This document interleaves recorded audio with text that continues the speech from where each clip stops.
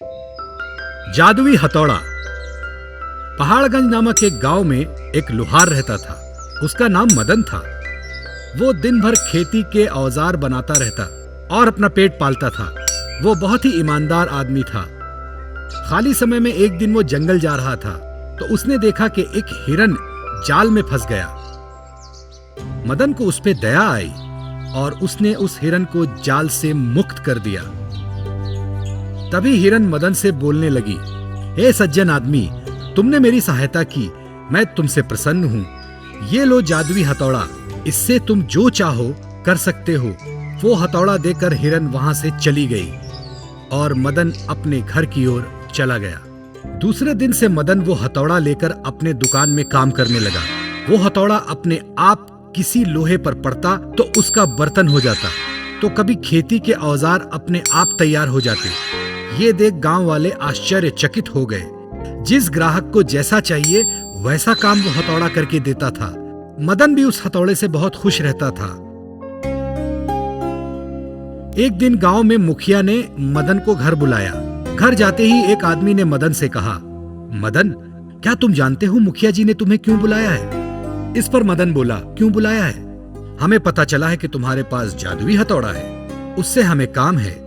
तुम तो जानते ही हो कि पिछले 3 साल से बारिश अच्छी नहीं हुई और अब कुछ ही दिनों में बरसात का मौसम शुरू होने वाला है। मुखिया जी की इच्छा है कि गांव के लिए एक पानी का तालाब बनाया जाए। इस पर मदन झट से बोला, लेकिन इसमें मैं क्या कर सकता हूँ? फिर मुखिया जी बोले, देखो मदन, हमारे गांव के बाहर ऊंचे पर्वत हैं। हम उस पर्वत से पत्थर तोड़कर तालाब बना सकते हैं, लेकिन ये आदमी लोगों का काम नहीं, क्योंकि उस पर्वत को तोड़ने के लिए बहुत सालों लग जाएंगे। और हम जानते हैं कि तुम्हारे पास जादुई हथौड़ा है, जिससे तुम उस पर्वत को तोड़कर तालाब बना सकते हो और गांव में खुशहाली ला सकते हो। इस पर मदन बोला, क्यों नहीं मुखिया जी, मैं गांव के लिए तो कुछ भी कर सकता हूँ। फिर मुखिया जी उसे उस पर्वत के पास ले गए और उस पर्वत के टुकड़े करने को कहा। मदन ने अपने जादुई हथौड़े को आदेश दिया, हे जादुई हथौड़े, जाओ और उस पर्वत के छोटे छोटे टुकड़े कर दो। फिर वो हथौड़ा वहां से उड़ा। फिर वो उस पर्वत के पास आया। उस जादुई हथौड़े ने पर्वत के छोटे छोटे टुकड़े कर दिए। तो गांव के कुछ लोगों ने उस पत्थर को लेकर तालाब बनाना शुरू कर दिया और जल्द ही तालाब की दीवार भी बन गई। ये देख मुखिया जी बहुत खुश हुए और उन्होंने मदन को शाबाशी दी और कहा, मदन, आज तुम्हारी वजह से ये काम जल्द हो पाया है। पूरे गांव को तुम पर नाज है। फिर बहुत जल्द ही उस गांव में बारिश आई और वो तालाब भर गया।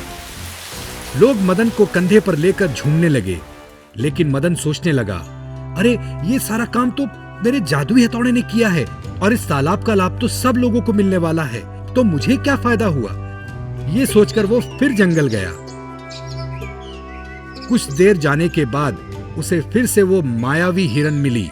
मदन ने सारी हकीकत उस हिरन को बताई। इस पर हिरन बोली, देखो मदन, तुम्हारा नाराज होना मैं समझ सकती हूँ, पर तुम अपने बुद्धि से इस हथौड़े का इस्तेमाल करके ज्यादा पैसे कमा सकते हो, लेकिन ये तुम्हें सोचना है कि हथौड़े से क्या क्या काम करवाना है।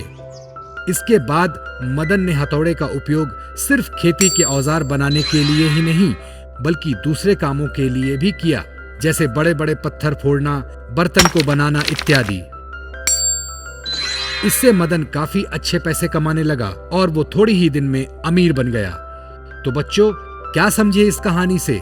हमारे पास जो चीजें होती हैं उसका मोल हमें पहचानना चाहिए। इससे हमें अच्छा लाभ मिलेगा।